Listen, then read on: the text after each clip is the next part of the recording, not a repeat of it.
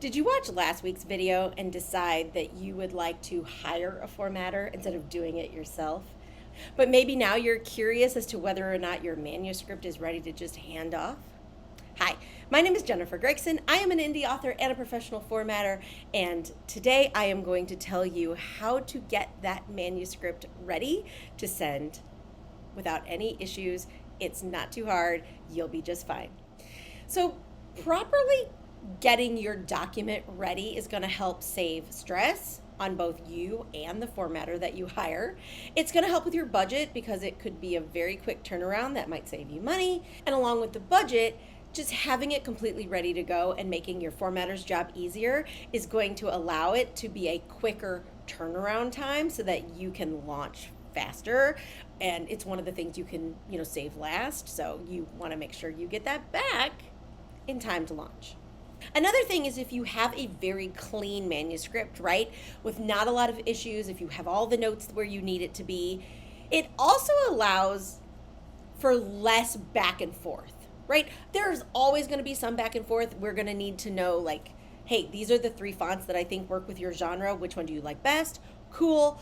Hey, the headings can either be like this or like this. Which one do you like, right? There is some back and forth. But once we make those decisions, which I usually do on a one-on-one call, and I just share my screen and we go through it really quickly and I make notes and then I'm good to go. But if that's all we're doing, I can format your book in a matter of 3 to 5 days, depending on how complicated it is and how many versions you want. If it's clean, if I don't have to ask any other clarifying questions. So having a clean manuscript is going to help both you and your formatter get things done quicker, less stress, less time, less money. So let's first talk about your document type. Now, I can handle a Google Doc. I don't mind downloading it as a Word doc for myself. Some formatters want it in Word. They don't want to do this second step. I don't mind. So make sure you ask, but Word is sort of the standard. Even if you're on a Mac, which I am, you can save your Pages files as a Word doc, docx. So make sure you do that. Make sure that the title is really clear. I like to have your last name, so the author's last name. So I'm going to use me as an example. It would be Gregson. Then I usually shorten the title. So my current book is called World Ablaze. That's pretty short. So I would probably do Gregson, World Ablaze, Final, so that I know I have the final version. I like to be able to do that so that I can organize multiple projects. I want to be able to see exactly who I'm working with, and that makes it easier for me and for you. I think the biggest thing is going to be your chapter headings and your subheadings. So if you're writing a nonfiction book, subheadings are really important. I need to be able to clearly see what kind of formatting you want on those subheadings. And then I want to be able to make sure that I clearly know where there is a chapter break. So I need to know, do you want the number? Do you want it to say chapter 2? Do you want it to say like 2 dot and then a title? That I need to have clearly marked. And then, like I said, those subheadings. I need you to use headings 1, 2, 3 in your Word document so that when I upload it into Vellum, Vellum does a lot of the work for me, but then I can go through and double check and make sure that everything is good to go and how you want it. I need you to clearly mark scene breaks. Now, chapter breaks, I can usually tell the difference by, there's chapter 2 now, but if you do make a page break, that makes my life easier. But scene breaks especially, if you want some kind of flourish, if you want some kind of line, if you want something to sort of delineate that we're going into a different scene, I need that clearly marked within the document. Now I want to talk about images. So if you are giving me a book that's going to have a lot of images, please, please, please do not put the images directly into Google Docs. Please make those high-res PNG or JPEG in a separate folder, or send them separately via email so that I can save them. And then in the document, I need it marked. Image, and then the name. And then the name needs to match what the name is in the file. That is the easiest way for me to go through and find, okay, this is an image. Boom, take that word out, put the image in. Most formatting softwares will not transfer images from Google Docs or Word into the software, it looks real bad. So that's the best way to do that. And then really clearly, either in the same document that your novel or your nonfiction book is, or a separate Word doc, I need to know what you want as front matter and back matter. Now, I have videos about both of those, so I will put those up in the cards. But basically, I need to know, do you want your author bio in the front or the back? Do you want how do you want your table of contents to look? Some notes about that would be great.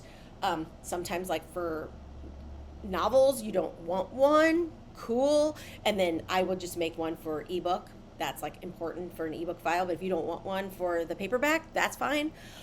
Let me know what you want in the back. Do you want acknowledgments? Do you want, all of that needs to be somewhere so that I can add it in easier. You can put it in the same document. You can put it where you want it. So like you can put, your table of contents, you can just say a page and then give me a little bit of notes. Then you could have your dedication, you could have, your call to action about joining your newsletter, right? You can put all of that in the document for me, or it can be in a separate document. I don't really care as long as I know, I understand. But I just need to know where you want things. It's also really, really helpful if you have links. So if you're going to have let's say you've written books before and you're going to have book links to your books, those would be really helpful so that I don't have to go search for them.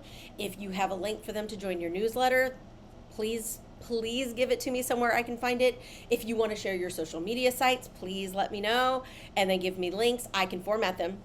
I can format it to look really pretty, but I need the links. And you would think that would be, common, but when you're writing and you're getting everything in order, you may not think of these things. These are just sort of like, oh my gosh, I am so sorry, right? Like I've had to go back to clients and go, hey, you asked for people to join your newsletter. I don't have that link. And they're like, oh my gosh, I'm so sorry. You don't really think of things when you're writing it as opposed to how you need it. So again, we will come to you. I will come to you especially and ask. But if I don't have to ask, that's less back and forth. And I think sort of the big thing is please make sure that your book is final. Don't send us a draft. Don't send us a file and then say, oh, by the way, I'm waiting for beta reader feedback, because I can't start that formatting until you're completely finished. It's weird that I have to say that, but some people do that. Now, if I have a special agreement with somebody, I had someone that had a very quick turnaround, I will start the formatting and then add in little changes here and there. That was an agreement I made with that person. So if you're in that situation, hook me up, ask me down below, let's chat.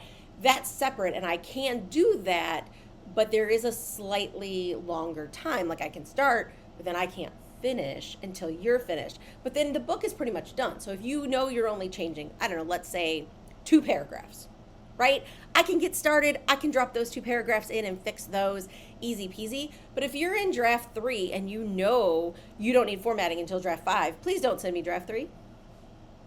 Thank you.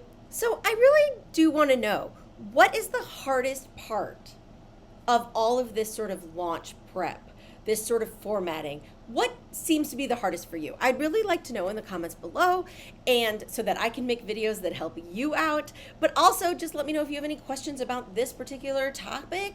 Let me know if you want to chat. We can totally chat. I can send you my calendar link. Otherwise, please subscribe. This fall, I will be making videos every other week, but hopefully starting in the new year, I will be back to weekly. Life is a little hectic and I still want to produce videos, but I want them to be quality. So please hit subscribe and I will see you in a couple of weeks. Keep writing.